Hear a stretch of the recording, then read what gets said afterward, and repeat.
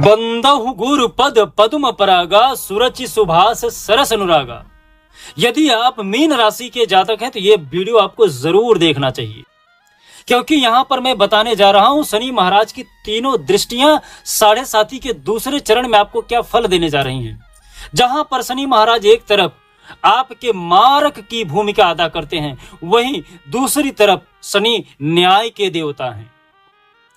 शनि महाराज जहां पर खगोलीय परिवर्तन कर चुके हैं, वहीं पे आपके साढ़े साथी के दूसरे चरण में जो आपके बिजनेस है, व्यापार है, उसको ठप करेंगे या फिर उसमें कुछ सुधार करेंगे। साढ़े साथी में शनि का प्रभाव क्यों ज्यादा टफ हो जाता है, क्यों बढ़ जाता है, और खासकर दूसरा चरण ही सबसे ज्यादा कठिन क्यों हो जाता है, यहां पर हम आपको बताएंगे कि साढ़े साथी का दूसरा चरण क्या कारण है कि सबसे ज्यादा टफ हो जाता है। हालांकि इसमें आप समझ जाते हैं, लेकिन सिचुएशन पहले से ज्यादा टफ हो जाता है। तो कहीं मत जाइएगा, लास्ट तक वीडियो जरूर देखिएगा। इसमें उपाय भी बताऊंगा कि आपको क्या उपाय करने चाहिए, क्या नहीं करना चाहिए, कौन सा रंग का कपड़ा पहनना चाहिए, किस रंग का कपड़ा नहीं पहनना चाहिए, क्या क्या सावधानी बरतनी चाहिए। कहीं मत जाइएगा, लास्ट तक वीडियो को जरूर देखिएगा। जय श्री महाकाल, मैं राहुल तिवारी आप सभी का आपका अपने इस चैनल पे हृदय से स्वागत करता हूं। दोस्त, मीन राशि के जो जातक है, आपके जो स्वामी है वो है गुरु महाराज। जैसा हमने पहले ही आपको बताया कि शनि महाराज न्याय प्रिय देवता है, न्याय के देवता है। कर्म प्रधान विश्व कर राखा, जो जस करस तो तस फल चाखा। शनि महाराज की सबसे पहले मैं बता दूं कि आपके कुंडली पे 10वीं दृष्टि कर्म के भाव पे पड़ रही।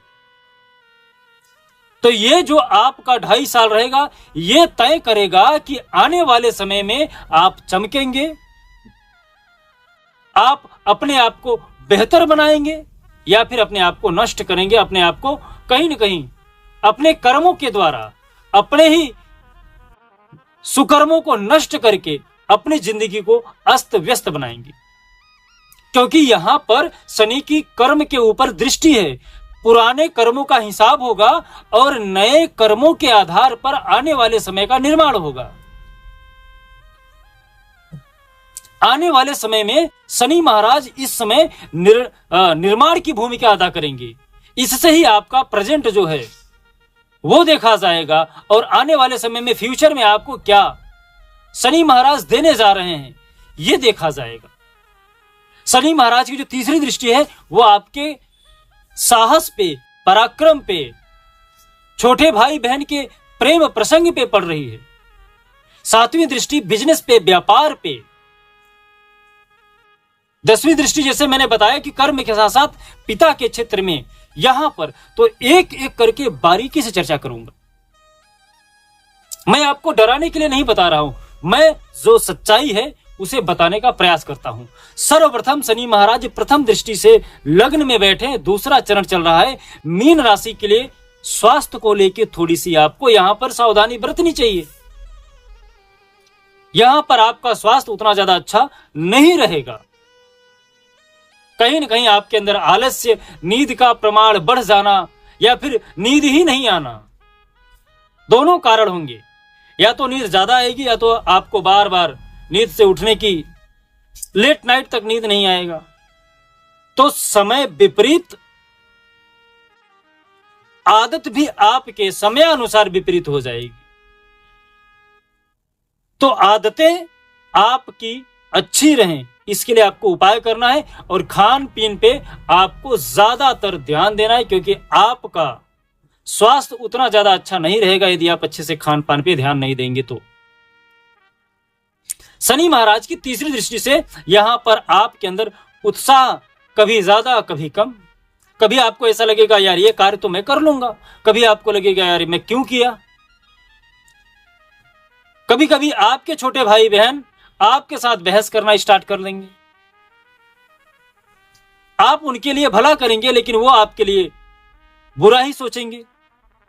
कहीं न कहीं माता का सुख आपको नहीं मिलेगा, छोटे भाई बहन का प्रेम आपको नहीं मिलेगा, सम्मान नहीं मिलेगा।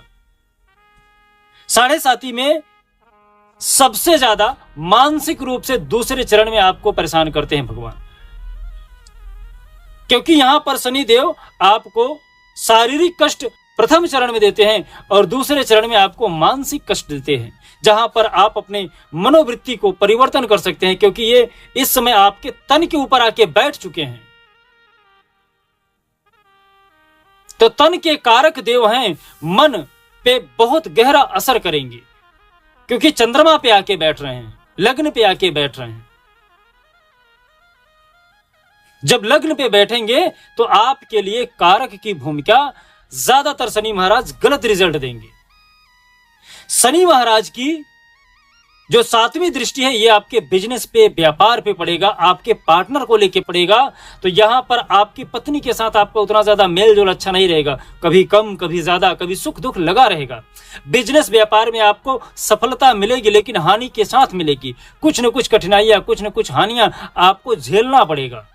तो हानि के साथ बिजनेस में, व्यापार में लाभ दिखेगा, लेकिन सर्वप्रथम आपको यहां पर घाटा हो सकता है।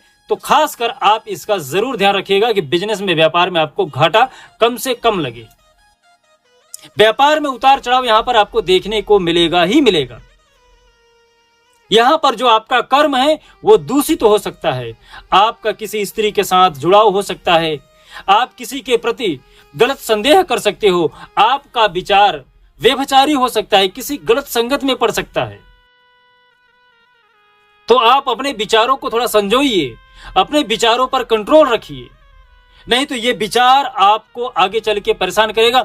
पिता के साथ आपका नहीं बनेगा, पिता का सहयोग भी आपको उतना ज्यादा अच्छा नहीं शनि महाराज देने देंगे। मिला जुला के आपको स्वयं सब कुछ करना पड़ेगा, चाहे मानसिक रूप से, शारीरिक रूप से। मेहनत भी आपकी रहेगी, सोच भी आपका रहेगा, तभी आप 7.5 के दूसरे चरण से अपने आप को बाहर निकाल पाओगे। आप कभी भी यहां पर यदि आपने सोचा कि पराधीन, किसी के अधीन रह के आपने कार्य करने की सोची, तो आपके लिए बद से बदतर हो जाएगी। स्वयं करने का सोचिए, पराधीन सपने सुख नहीं। दूसरे के अधीन रह के स्वप्न में भी सुख की अनुभूति मत करिए।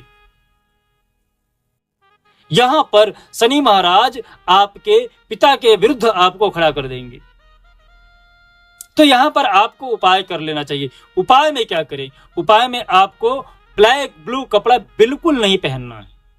येलो और रेड, व्हाइट ऐसे कपड़े आपको धारण करने हैं।